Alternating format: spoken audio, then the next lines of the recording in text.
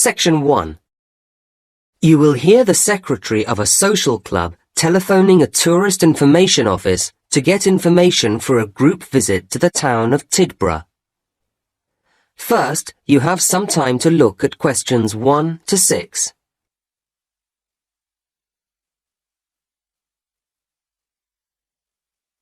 Hello, this is Tidborough Tourist Office, Derek speaking. How can I help you? Good afternoon. My name's Clara Swift. I'm the secretary of a social club, and we're planning a visit to Tidborough. Oh, yes. So, I'd like to ask you some questions, if I may, to help with our plans. Of course. We're here to help. Now, we're thinking of staying in the youth hostel, as we'll be a group and it's quite cheap. Yes, and comfortable too. But could you tell me how far outside the centre it is? Oh, it's not too bad. It's only 1 kilometre from the station, which is very convenient, and 2 kilometres from the very centre of town. There's a frequent bus service. That doesn't sound too bad. Actually, I've tried phoning them but had no reply. Ah, you can check out everything you need to know if you go to www.cheapstay.com. That's their own site. It's quite new. And you could email them with your requirements directly from it. Well, that sounds good, thank you. We'll be staying in the 3rd week of March. Will there be any special events going on then? Yes, that includes the 22nd, doesn't it? Good. That's when the street festival is held. It's great fun. Lots going on. It's held every year. OK. And when that's finished, if you've any energy left, you and your group might enjoy a concert we're putting on. Is it classical music or rock? Well, quite a mixture, actually. The point is that it's all performed by local musicians, and between them, they'll be playing most things. It sounds a little strange, but I guess it could be interesting. It seems we've chosen a good week to come. Is there anything else on? Oh, yes, indeed. The City Museum, which was recently completely restored, often has interesting exhibitions. There are some weird and wonderful modern paintings at the moment. That's a good exhibition. Then, opening on March the 24th, when you'll be here, it changes to natural history. I'd recommend it. Oh, I've made a note of that. Now, some of our group are quite young, and they may prefer to do things that they feel are more active than walking round museums and so on. What will they be able to do? Throughout March, in fact, the sports centre is going to be closed. But the swimming pool will remain open, and there's the park for general relaxation. That sounds all right. Before you hear the rest of the conversation, you have some time to look at questions 7 to 10.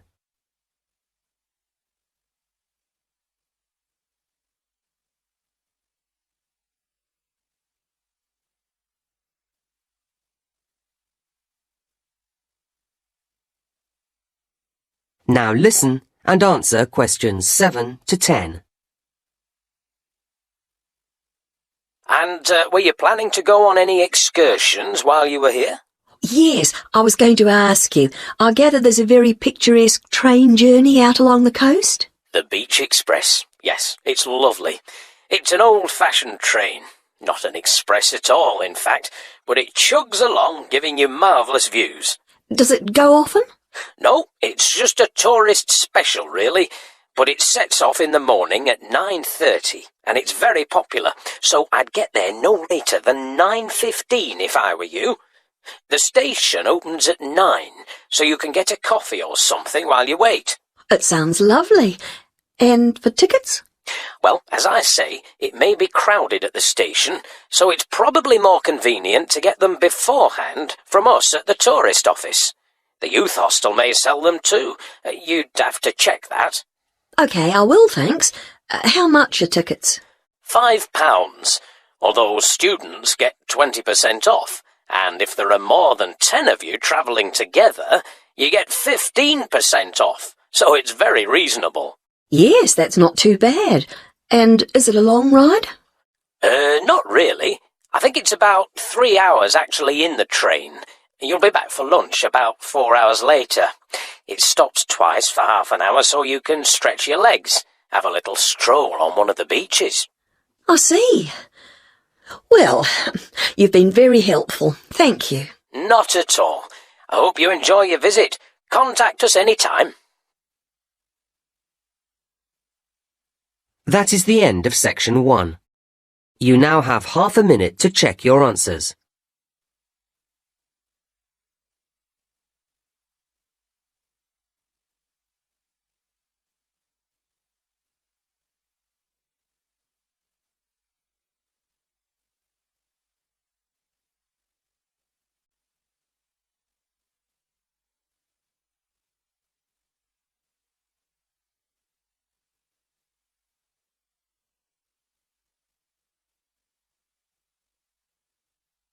Now turn to section 2.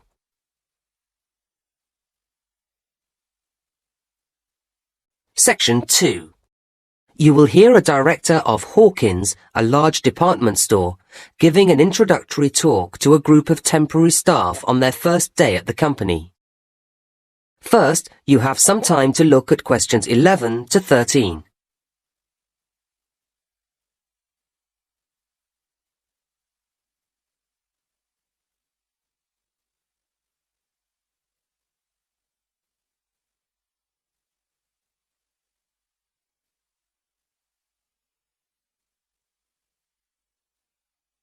Now listen to the first part of the talk and answer questions 11 to 13. Hello everybody and welcome to Hawkins. I very much hope you will enjoy working here and indeed that some of you may take the opportunity to join our permanent staff. Now, my purpose this morning is to give you a short overview of Hawkins and a few pointers about working here.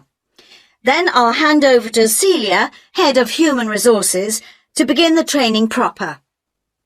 Right, now we've seen quite a mixed history in sales recently at Hawkins. 5 years ago, we saw the beginning of a success period as sales climbed at an exciting rate, but then they went flat again for a few years, although we're delighted that they've recovered in the last year to rise again, so the future looks bright. As a company, we have to watch and be proactive about where these sales are coming from. All of you here will be allocated to different departments, but you may be interested to know where your area stands in relationship to others. Hawkins was traditionally basically a clothing retailer, and clothes remain an important part of our business, but over recent years we've seen that reduce, as food and electrical have both grown, leaving us equally balanced on all fronts at the present time. This is a situation we'd be pleased to maintain, although the general increase in food spending is predicted to affect all major players in our sector. Well, that's us. What about you, as temporary staff? Where do you fit in? Any business that operates in a changing climate must rely heavily on contributions from a flexible proportion of its staff, and Hawkins is no exception. Last year, we recruited temporary staff into every department, and this year we've done that again, actually increasing the numbers, and we expect to take on an even higher proportion next year. So you'll be playing an important part in our success. Before you hear the next part of the talk, you have some time to look at questions 14 to 19.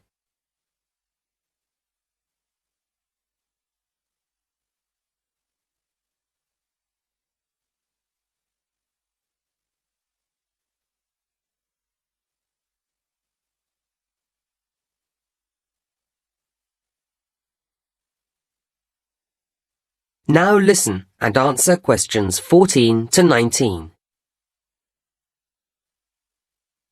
We regard the Hawkins approach to the retail business as something special. Our mission statement, the guiding idea behind everything we do, is based on quality and is phrased creating value for customers.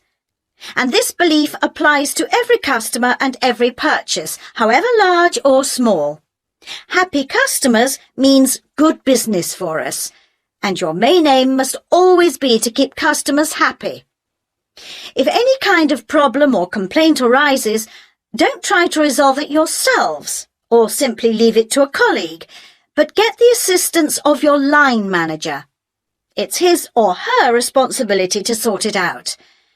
A properly resolved problem will mean we get a loyal customer for life, and that's why we need to make sure that everyone who shops here feels they have had a positive experience, not just a routine transaction. We like to remind customers that everything we sell in Hawkins is high quality. It's the basis of our advertisements. But keep customers informed. Let them know about special offer products. To keep yourself up to date about these and all the other aspects of the company, please look carefully through the newsletter that we publish each month. And something else you'll need to do regularly is to talk with your section supervisor, and you do this in your progress meetings, which will be every Thursday. OK? Before you hear the rest of the talk, you have some time to look at question 20.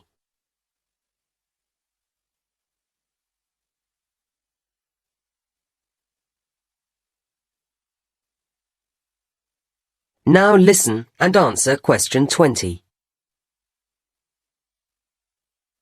Right, just a few things and then I'll hand over. I think you were all asked for details of your certificates when you filled in your initial application form. Can you make sure that you provide the Human Resources Office with copies of them by the end of the week? There's a pile of information videos on the table at the back there, and I'd like you to take one each. And please make sure you watch it carefully when you get home this evening. It contains lots of important facts and advice. Will you also pick up your security pass by the end of the day from the office on the 4th floor, as you'll need it to get in tomorrow. Don't forget you'll need it to obtain your staff discount when you make any purchases. OK, that really is it from me, so now, Celia, if you'd like to take a... That is the end of section 2. You now have half a minute to check your answers.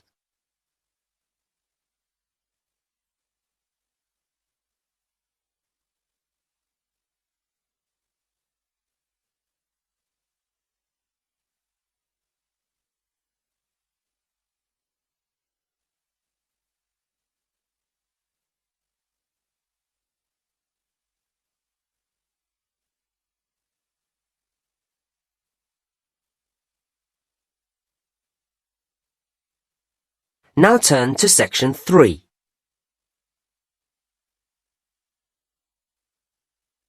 Section 3. You will hear two students, Brian and Emily, talking about penguins, the subject of their current assignment. First, you have some time to look at questions 21 to 24.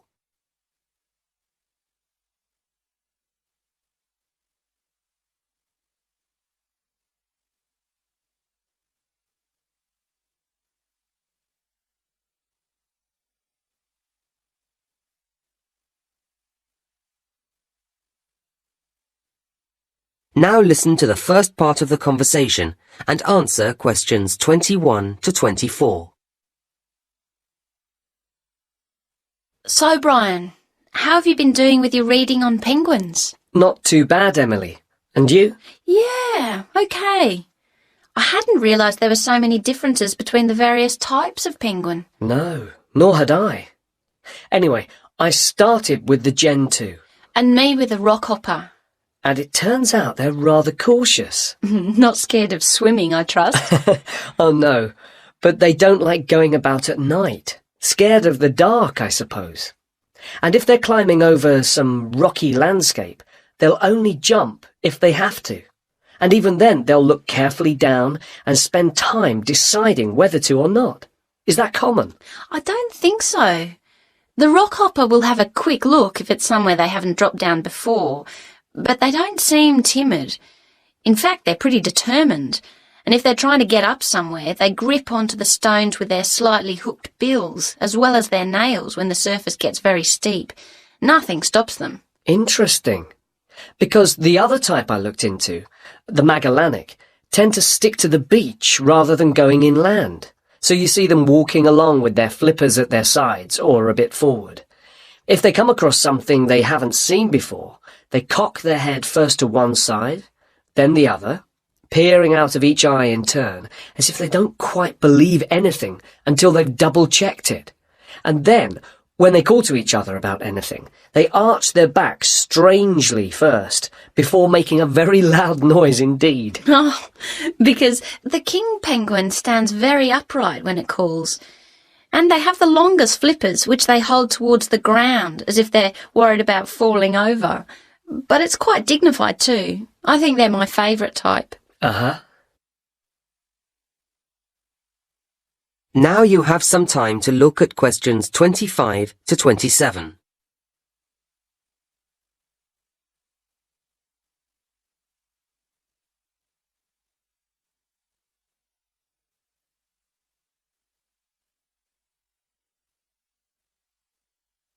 Now listen to the next part of the conversation and answer questions 25 to 27. Anyway, there are some things that they all do the same, aren't there? Oh, yes. Eating fish, for example. Well, of course. But sleeping, say. Yes.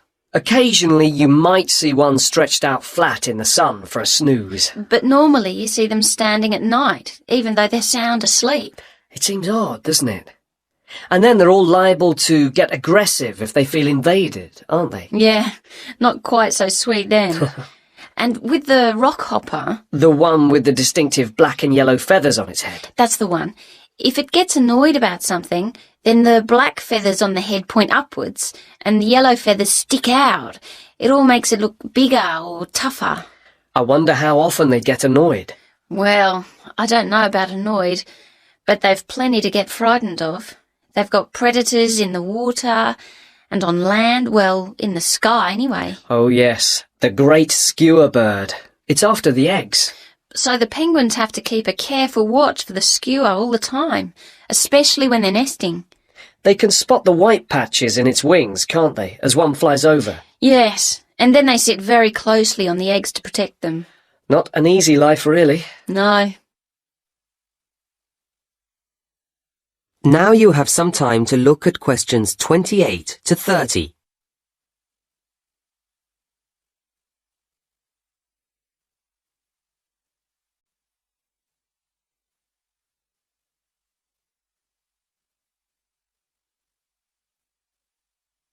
Now listen to the rest of the conversation and answer questions 28 to 30.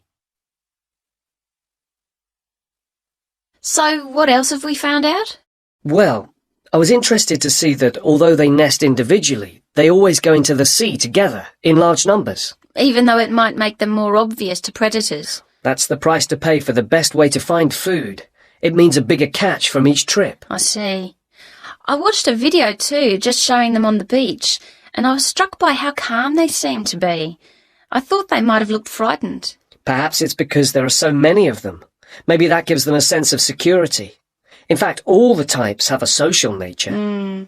I guess that's why we humans find them so fascinating to observe. I guess so. So, shall we start to put all our notes together? And then I think we ought to... That is the end of section 3. You now have half a minute to check your answers.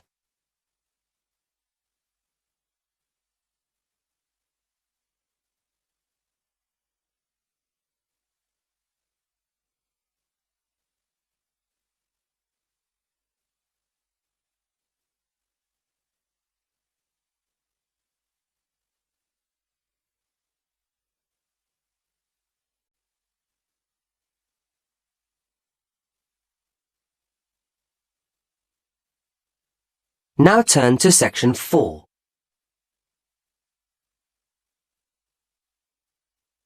Section 4. You will hear part of a lecture about issues involved in the management of the growth of cities. First, you have some time to look at questions 31 to 40.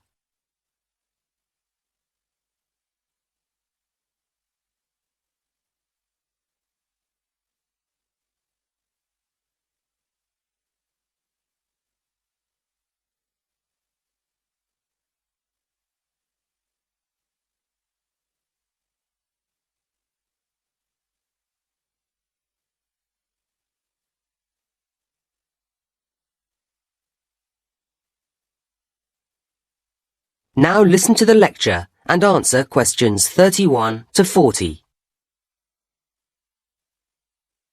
Now, a key issue in the ability of cities to grow is the question of housing. However, quality is as important as quantity here. But that isn't to say that this is easy to guarantee, and the development, or at least the spread, of many modern cities is marked by the sprawl of slum or shantytown housing. Governments are, of course, keen to address this, but the tendency to demolish them has often proved disastrous, as it doesn't solve the problem unless satisfactory replacements are ready for the inhabitants.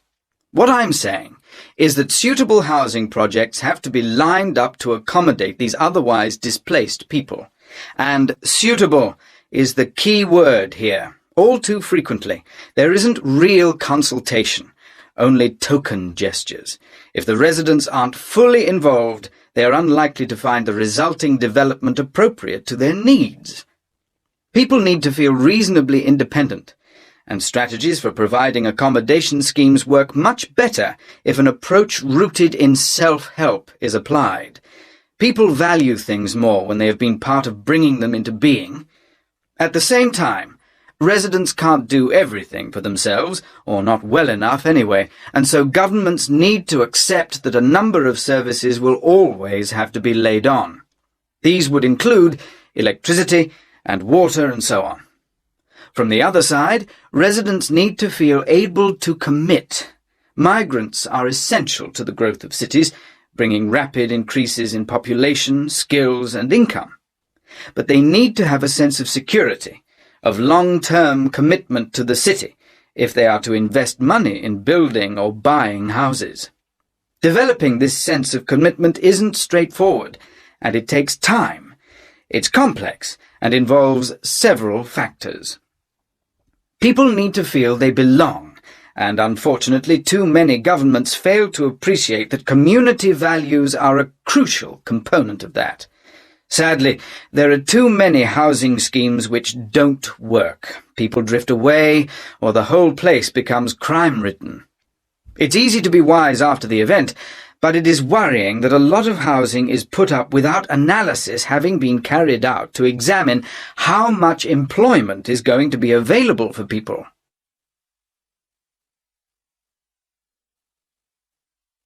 But I don't want to labour the negatives too hard. Such difficulties as there are challenges, and challenges that can be, and often are, overcome. And cities are, I believe, a good thing.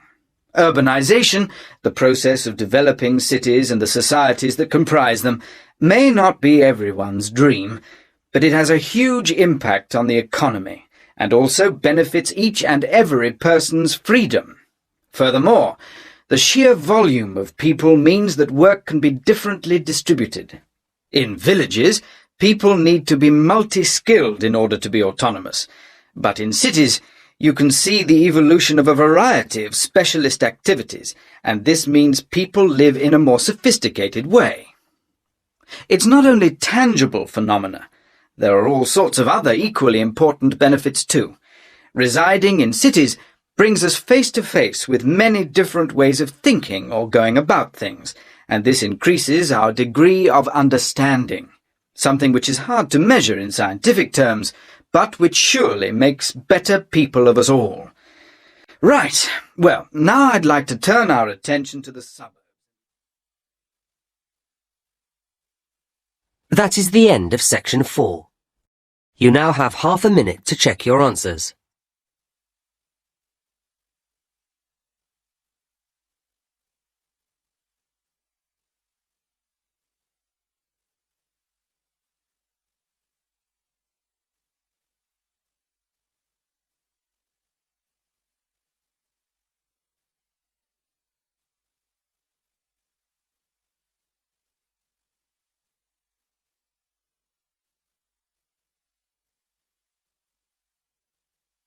In the IELTS test, you would now have 10 minutes to transfer your answers to the listening answer sheet.